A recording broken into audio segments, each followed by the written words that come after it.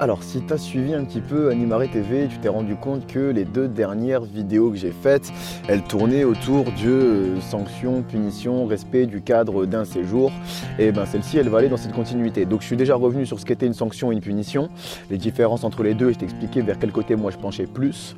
Je suis aussi revenu sur comment est-ce que tu fais pour préserver le cadre de ton séjour en te présentant 5 grandes règles que moi je mets en place au sein des accueils collectifs de mineurs. Et ici, dans cette vidéo, je vais te parler un petit peu de comment est-ce qu'on fait pour lever, clôturer une sanction ou une punition sans faire perdre la crédibilité de qui que ce soit dans ton équipe. Parce que oui, selon comment c'est fait, si c'est fait trop à l'arrache, ça risque de te faire perdre de la crédibilité soit à toi, soit à tes collègues. Alors on va en parler bien évidemment dans cette vidéo.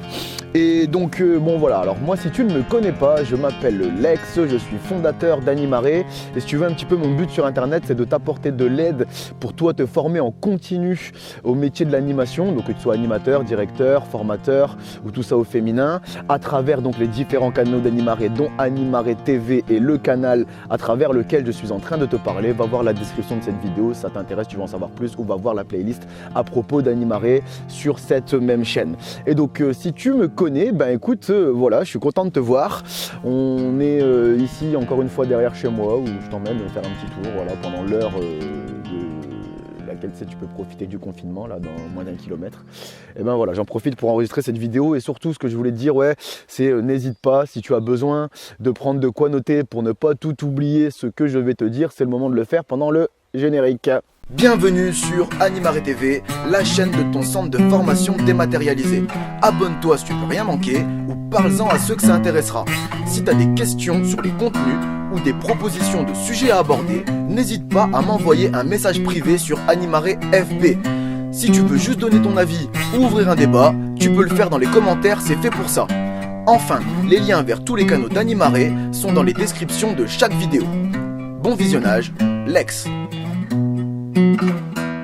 Alors pourquoi est-ce que je fais cette vidéo? C'est parce que moi, si tu veux, je pense que une des missions que toi tu as au sein de ton équipe pédagogique, c'est de préserver la crédibilité de ton équipe à tout prix. C'est une des premières choses que tu dois faire si toi tu veux pouvoir encadrer correctement le public. Dans encadrer, il y a cadre, et si tu veux pouvoir le faire ça correctement, eh ben il va falloir que toi et ton équipe vous ayez une certaine crédibilité. Tout simplement, les personnes qui veulent encadrer et qui n'ont pas la crédibilité ou la reconnaissance du public ou la légitimité face au public pour encadrer, eh ben on ne respecte tout simplement pas le cadre qu'elles mettent.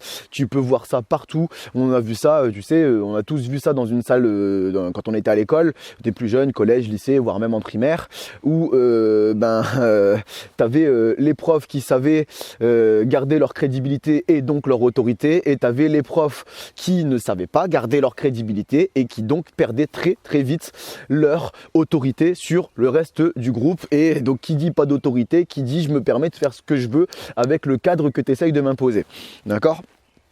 Et alors, si tu veux, moi, comment te dire, moi, ça m'est déjà arrivé, moi, quand j'étais plus jeune, animateur, quand j'étais plus jeune dans l'animation, de mettre parfois les pieds dans le plat et de soit faire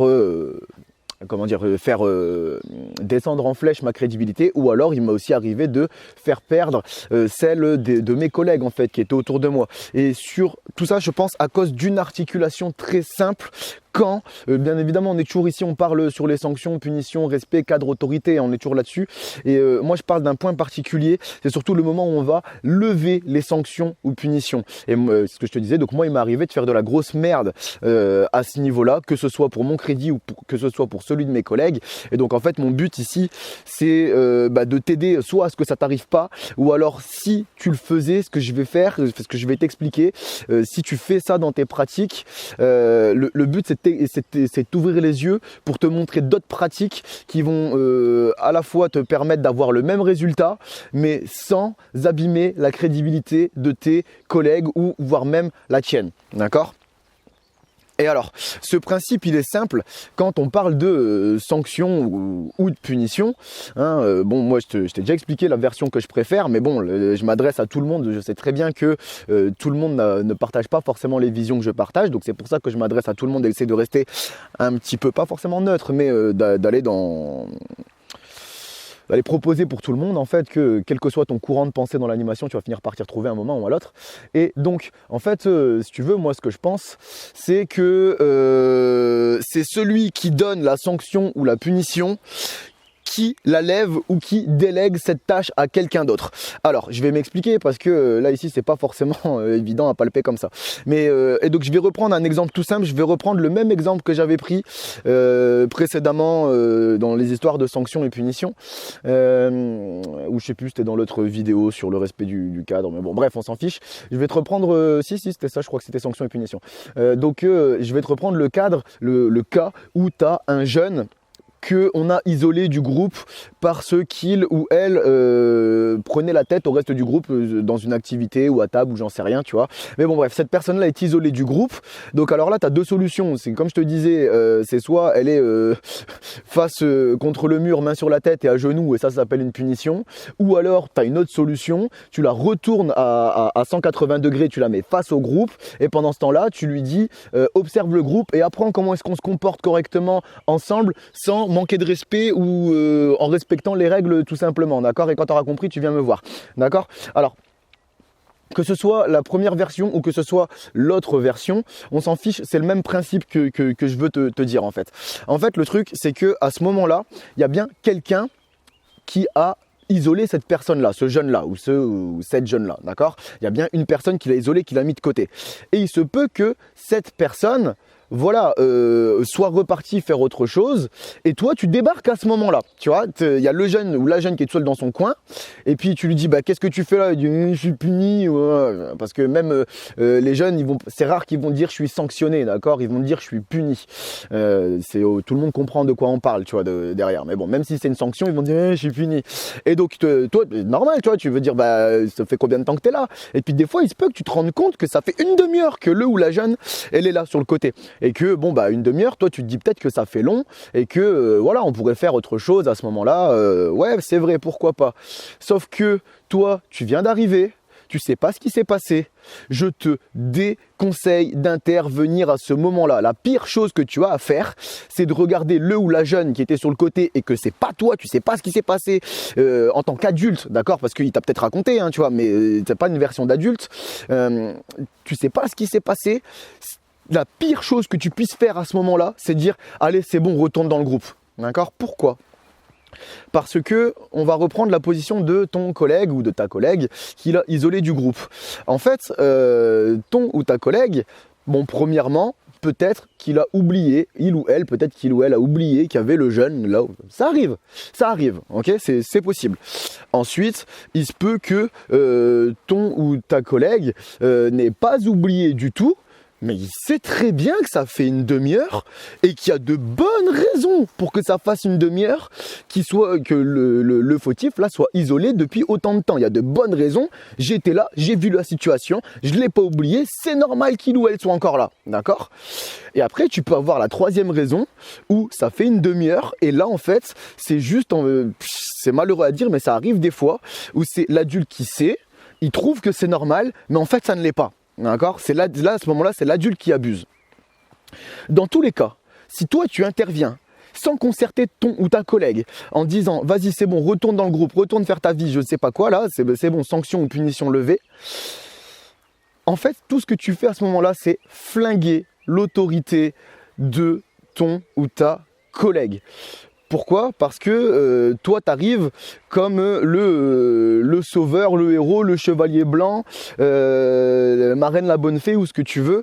Mais c'est tout sauf aider ton collègue. Parce qu'à ce moment-là, en fait, ce que vous faites, c'est que vous pétez la crédibilité et la cohérence de votre équipe où vous n'allez plus tous dans le même sens. Une équipe n'est forte que quand elle va toujours dans le même sens. Il y a une seule version, c'est bleu. Après, on peut jouer sur comment est-ce qu'on va arriver à bleu, mais le final, c'est bleu, d'accord? Si dans ton équipe, t'en as qui disent bleu, t'en as qui disent rouge, t'en as qui disent orange, et t'en as qui disent je sais pas, moi j'ai pas d'avis, j'ai pas de couleur, eh ben c'est pas une équipe soudée, et une équipe qui n'est pas soudée, ce n'est pas une équipe crédible. Et donc, en fait, toi, à ce moment-là, ce que tu fais, ce qui se passe dans la tête des jeunes, c'est que au moment où toi, tu vas intervenir à la place de ton collègue, même si c'est inconscient, dans la tête des jeunes, tu leur imposes un choix qui n'est plus un choix par défaut où c'est toute l'équipe qui gère l'autorité du séjour, Non, là, à ce moment-là, dans la tête du jeune, tu lui dis non, tu fais un choix. Est-ce que c'est moi ou est-ce que c'est mon collègue qui va gérer ton autorité? Parce qu'à un moment, si tu veux, le jeune, là, le ou la jeune, ce qui va se passer, il est encore puni ou sanctionné sur le côté, c'est toi, imaginons, toi, t'es le ou la méchante qui l'a sanctionné et mis de côté. Et moi, j'arrive, je le renvoie dans le groupe. Je suis le gentil, je suis le héros, je suis le sauveur. D'accord? Il y en a forcément un des deux qui perd sa crédibilité quand tu réagis comme ça. Okay? Et ça arrive tellement souvent, où on voit des adultes qui arrivent, qui débarquent, qui savent pas ce qu'ils se sont passés et qui viennent se mêler en disant ah ouais, vas-y, raconte-moi. T'as dit ouais, vas-y, c'est bon. Hop, j'ai géré maintenant. On n'en parle plus. Bah ouais, on n'en parle plus. Bah si, on va en reparler parce que l'équipe, t'es en train de la flinguer. Et qui dit équipe flinguée, dit équipe qui a pas d'autorité. Équipe qui a pas d'autorité, ça veut dire que des situations comme ça, on va en revoir, mais plus d'une. Alors que ça aurait pu se calmer, s'apaiser si ça avait été géré correctement. En gros, ce que je suis en train de te dire, moi, à ce moment-là, c'est pas de pas dire aux jeunes, c'est pas de pas t'en mêler, d'accord? Surtout pas. Parce que je te dis, il y a aussi le cas où ton ou ta collègue peut être dans l'erreur. Ça arrive, d'accord? Mais ce que tu fais, si toi tu trouves que c'est abusé et qu'il serait temps que le ou la jeune sorte de cette situation-là, il est où lui? Excuse-moi, j'entendais un quad arriver. Si tu veux que le ou la jeune sorte de cette situation, qu'elle soit de punition ou de sanction, bien évidemment, je t'ai pris l'exemple de tu l'as isolé du groupe, mais ça peut être n'importe quelle autre punition, n'importe quelle autre sanction, c'est le même principe, d'accord? En fait, si toi tu tiens à ce que le ou la jeune sorte de cette situation-là, de ce moment-là, tu le fais pas sans concertation de la personne qui l'a mise dans cette situation-là. Pourquoi? Parce que au moins tu préserves la crédibilité de ton équipe et donc tu as plusieurs façons, enfin il y a plusieurs cas qui peuvent se poser. Premièrement, tu es là, t'as le ou les jeunes là qui viennent que tu as envie de relibérer, de remettre dans le groupe ou de lever la punition ou la sanction. Au lieu de leur dire c'est bon, vas-y, tu m'as expliqué, maintenant c'est moi qui prends la décision, tu peux y aller. Tu vas leur dire, attends, qui est-ce qui t'a mis là? Je vais aller en discuter avec cette personne-là et on verra bien ce qui va se passer. Si ça se trouve, quand tu vas aller discuter avec ton ou ta collègue qui l'a mis dans cette situation-là, il va te dire, ouais, désolé, je l'ai oublié. Ouais, c'est vrai, vas-y, c'est bon, libère-le. Ou alors il va y aller tout seul. Tu vois, c'est possible aussi. C'est possible qu'ils te disent, non, mais toi, t'as pas compris. Attends, mais je vais t'expliquer vraiment ce qui s'est passé. Maintenant, voilà que je t'ai expliqué vraiment ce qui s'est passé. Est-ce que tu as envie de le libérer maintenant? Est-ce que tu trouves pas que c'est un petit peu mérité que ça fait une demi-heure qu'il soit collé au mur là? Tu vois? Ok? Et après, tu as la troisième raison, la troisième solution, où toi, en discutant avec la personne, c'est peut-être toi qui vas faire prendre conscience à ton ou ta collègue, de lui dire, mais ça va pas un petit peu trop loin tout ça? On pourrait pas voilà, apaiser, alléger ou quoi que ce soit, je sais pas, mais tu vois, ça a déjà duré un bon moment, tu as peut-être compris, est-ce que c'est vraiment nécessaire, est-ce que c'est utile, etc. Bonjour. Bonjour. Et donc, en fait, si tu veux, à ce moment-là, de toute façon, quelle que soit la situation, il se peut que ce soit ton ou ta collègue qui se dise « Ouais, c'est bon, j'y vais, je retourne, je vais gérer », soit pour renfoncer le clou, soit pour libérer, pour dire « Ouais, c'est bon ». Ou alors, à ce moment-là, ton ou ta collègue va te dire « Bah toi, tu peux y aller, vas-y, c'est bon, c'est vrai, on en a discuté, vas-y, va ». Mais quand tu vas y aller, quand tu vas intervenir, tu ne le fais pas en ton propre nom. Tu le fais au nom ou avec la concertation de ton collègue. C'est-à-dire que quand tu retournes devant le ou la jeune, soit tu lui dis, ben non, tu restes là, je viens d'en discuter avec l'ex et il n'est pas d'accord. Ou alors, soit tu vas le voir récupérer et tu lui dis, écoute, tu peux y aller, je viens d'en discuter avec l'ex, il est d'accord. Qu'est-ce que ça veut dire à ce moment-là? Ça veut dire notre équipe est forte, notre équipe est soudée. Il n'y a personne qui va venir s'immiscer entre nous. C'est pas la peine d'aller voir l'un ou l'autre parce que l'autre t'a dit non et derrière, tu sais qu'il y en a un qui a plus tendance ou ce sera peut-être plus facile que pour lui ou elle de dire oui. En fait, à ce moment-là, tu montres une équipe forte, soudée, qui va tous dans le même sens, et donc qui est crédible, ok? Tu ne fais perdre de crédibilité à personne, au contraire, à ce moment-là, tu renforces la crédibilité de ton équipe. Dans la tête des jeunes, ce qui se passe à ce moment-là, c'est « Ah ouais, de tous les côtés, ils sont main dans la main. Ah ouais, je vais comme ça ou comme ça, ils vont venir se concerter tous ensemble. Et en fait, ouais, ça va être compliqué de leur mettre à l'envers. » En fait, c'est ça le truc, tu vois. C'est exactement ce que je viens de te dire. Il faut que ça soit compliqué de vous la mettre à l'envers parce que vous êtes soudés, vous êtes unis, vous allez tous dans le même sens et il n'y a pas moyen de vous la mettre parce que vous vous concertez les uns les autres. D'où la communication, d'où l'importance de la communication dans le travail en équipe et d'où aussi l'importance de se comporter de manière professionnelle, même avec les personnes avec qui on a le moins d'infinité. L'intérêt supérieur du groupe que l'on encadre. Ok, et ben pour son intérêt supérieur, il faut que les encadrants fassent force. Il faut que les encadrants soient unis. Il faut que les encadrants soient crédibles. D'accord? Et pour ça, ça passe aussi par, quand on est en train de gérer une sanction ou une punition, par le fait qu'on respecte en équipe la parole de celui ou celle qui a géré à la base la sanction ou la punition ou partant de la situation conflictuelle. Ok? C'est très très très très très important. D'accord?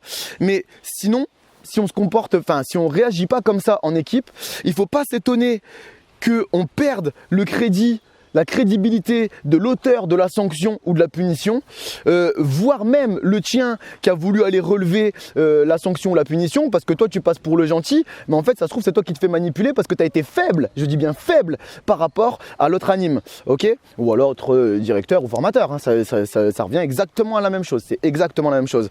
Et donc du coup, ce qui va bien, ce qu'il faut, c'est que...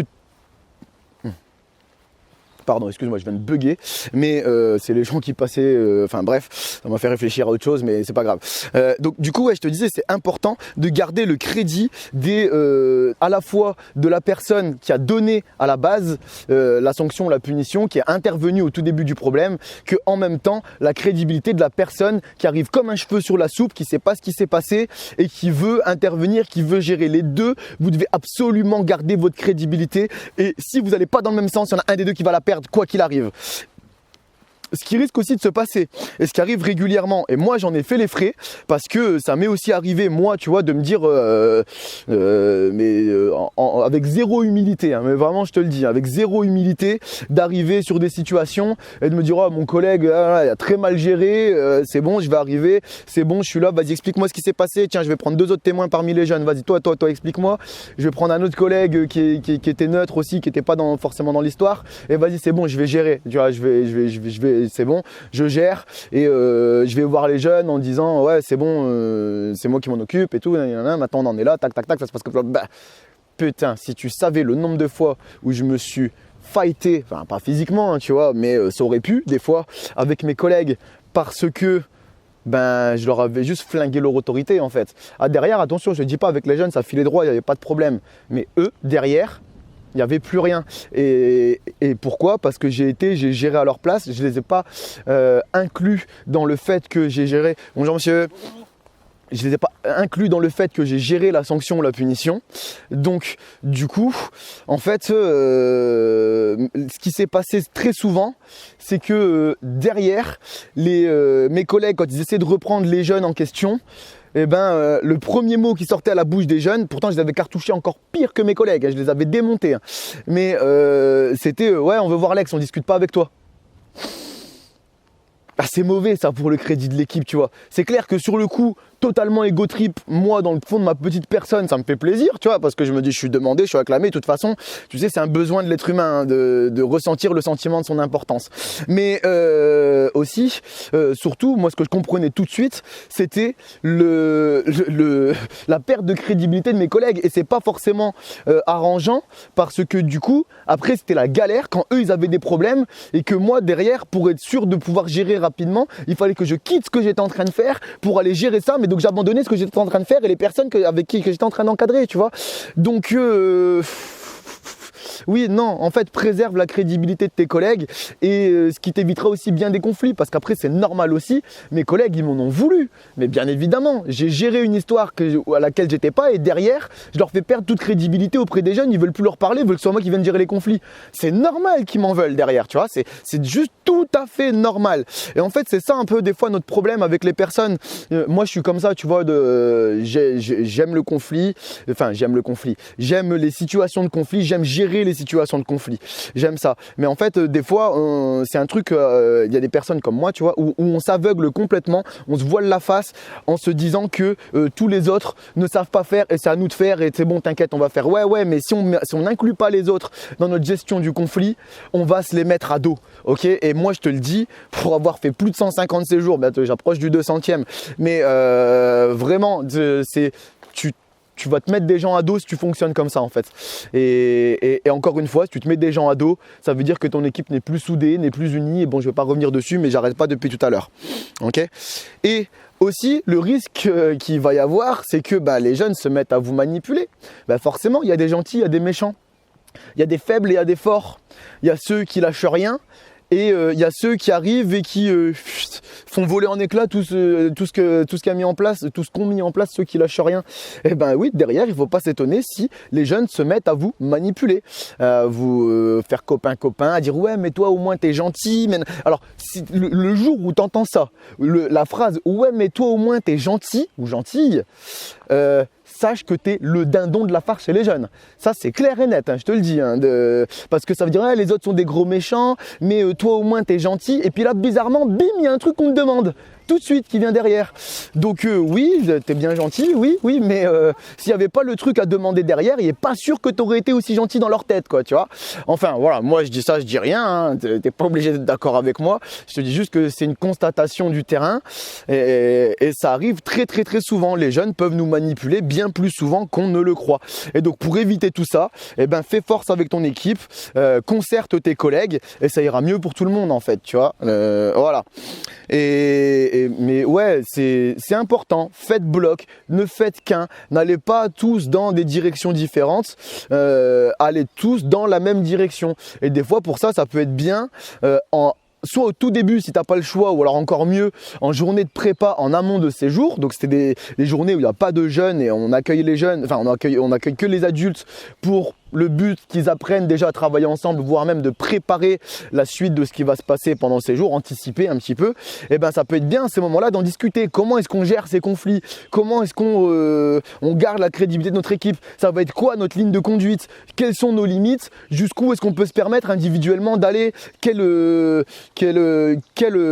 sanctions ou quelles punitions sont en mon pouvoir et lesquelles ne le sont pas? Ça peut être bien d'en discuter soit en début de séjour ou encore mieux, comme je te dis, avant le séjour.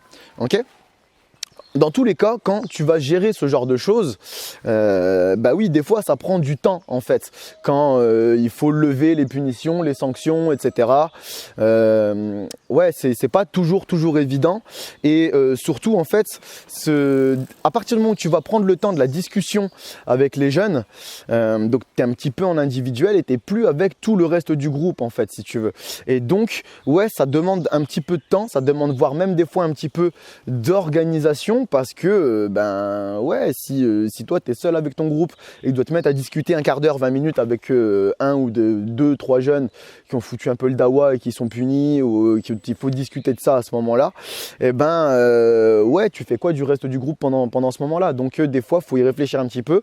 D'où le fait, des fois, de se dire, attends, on va pas gérer ça tout de suite, mais je vais attendre de retrouver mes collègues. Et quand je serai avec eux, on va en discuter. T'inquiète pas, on t'oubliera pas ou on vous oubliera pas. D'accord? C'est ce que je disais aussi dans les vidéos précédentes. Ça peut être important des fois de se dire allez, on va attendre parce que là tout de suite, j'ai pas les moyens de me couper en 8. Tu vois, ou des fois ça peut être on va attendre parce que j'ai pas la solution, malgré que j'ai les moyens de me couper en 8. D'accord? Mais voilà. Et en tout cas, oui, l'autre point que je voulais te dire aussi, c'est moi ce que je te conseille dans ces moments-là, donc c'est déjà de faire unité d'équipe, tu vois, c'est d'être tous forts, tous ensemble au sein de ton équipe. Mais surtout si tu es anime, moi ce que je vous conseille vraiment de faire pour toi et ton équipe d'anime, c'est de gérer les conflits au sein de votre équipe d'anime avant de les transmettre, les déléguer à l'équipe de direction. Parce que c'est vrai que en fait, l'équipe de direction, en général, juste parce que c'est la direction, c'est ce qu'on appelle l'autorité de statut. Elle a plus de crédibilité, elle a plus d'autorité sur le groupe que l'équipe d'animation parce que voilà, c'est comme ça. En fait, c'est les humains. Pour les humains, le pouvoir réside là où ils croient qu'ils sont. Et donc, c'est pas compliqué. T'as un bureau, t'as une direction, il y a le nom du directeur adjoint, etc. C'est la personne qui gère le séjour, qui a toutes les responsabilités au-dessus. Et oui, on est inconsciemment forcément plus impressionnés et influencés par ces personnes-là, ça vient juste de leur autorité de statut. D'accord? Donc ça peut être très souvent, c'est beaucoup plus simple pour une équipe de direction de gérer des conflits, de gérer des sanctions et des punitions que pour une équipe d'animation. Ok, mais et surtout des fois ça va plus vite. Et en même temps, il y a l'expérience et tout. Enfin bref, mais ce que je veux te dire, c'est au maximum du maximum, gère les conflits, les sanctions, les punitions au sein de ton équipe d'animation. Parce qu'au moment où tu délègues ça à l'équipe de direction, tu perds toute ta crédibilité et l'équipe d'animation avec par la même occasion. Pourquoi? Parce que qu'est-ce que ça veut dire dans la tête des jeunes que tu vas ramener au bureau ou ailleurs, hein, mais aux personnes de la direction, ça veut dire l'équipe d'animation ne sait pas gérer. Il n'y a qu'au bureau qu'on sait me gérer. Et encore, si au bureau on y arrive. Hein. Mais, donc ce qui veut dire que moi, la seule menace qui va me faire peur maintenant, c'est le bureau. Et donc ce qui veut dire que vous, l'équipe d'animation, vous n'avez plus aucune autorité, crédibilité sur moi. C'est terminé. Maintenant, quand vous allez vouloir me gérer, il va falloir soit qu'il y ait quelqu'un de la direction, soit me renvoyer à quelqu'un de la direction. Quand vous m'envoyez à quelqu'un de la direction, ça veut dire que vous abandonnez avec moi et que vous reconnaissez honnêtement que vous n'êtes pas capable. Voilà, encore une fois, tu as le droit de ne pas être d'accord. Mais très souvent, on ramène des jeunes à la direction en croyant que ça va s'améliorer. Oui, c'est clair, la direction fait son taf derrière.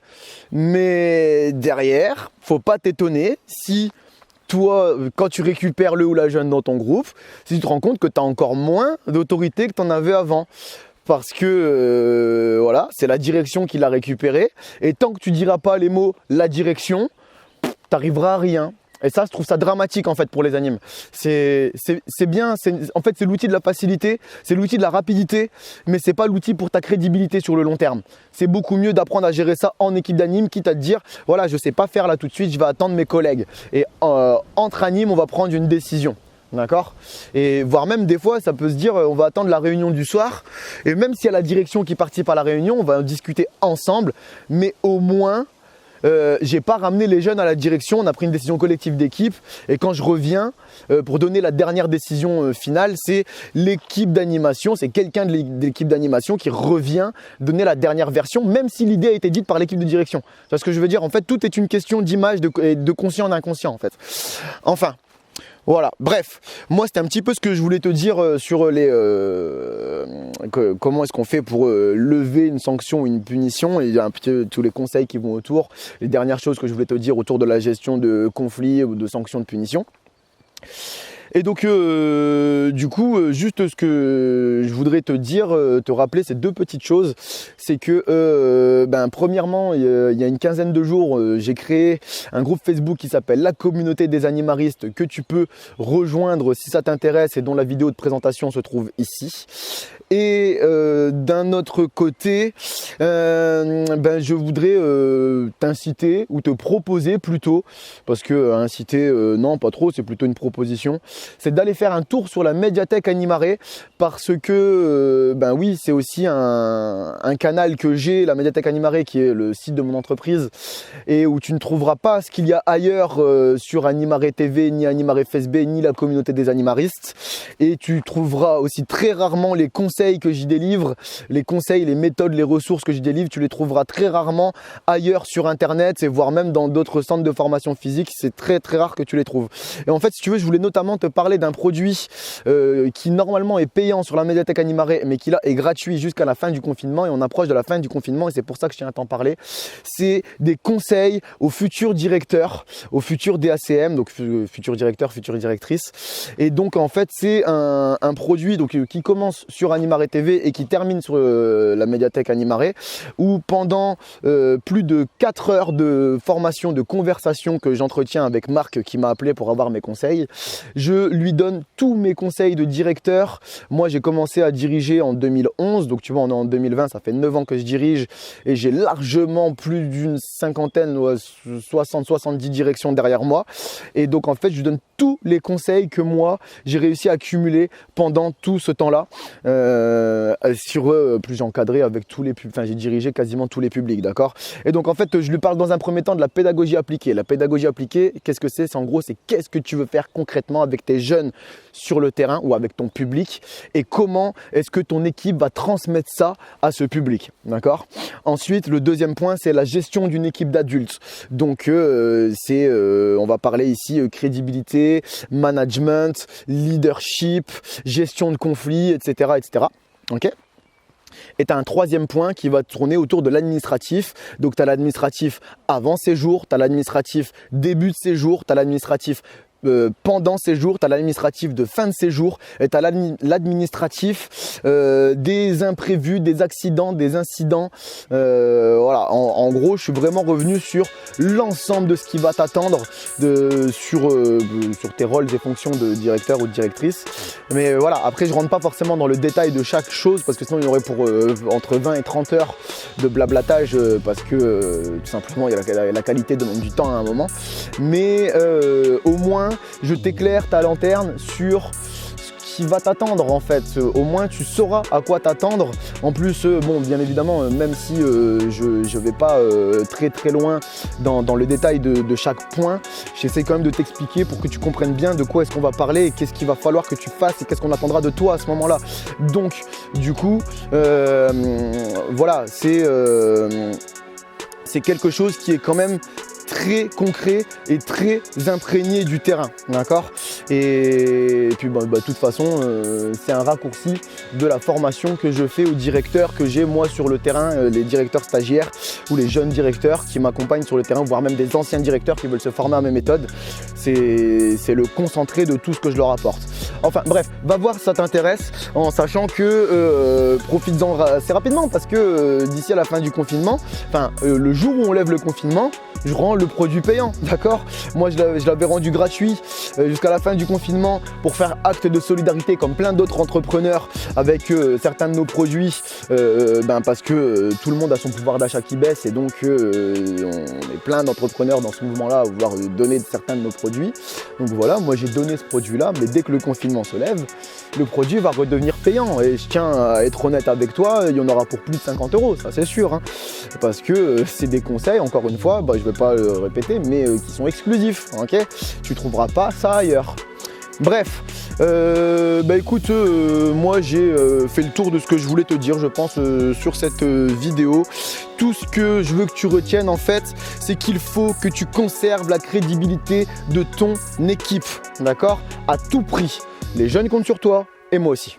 Alors, si jamais tu as des questions et que tu veux une réponse immédiate, tu peux toujours me passer un coup de fil via la médiathèque Animaré. Si tu prends un coup de fil public, on peut modifier tous les éléments qui permettraient de t'identifier, si tu veux évidemment.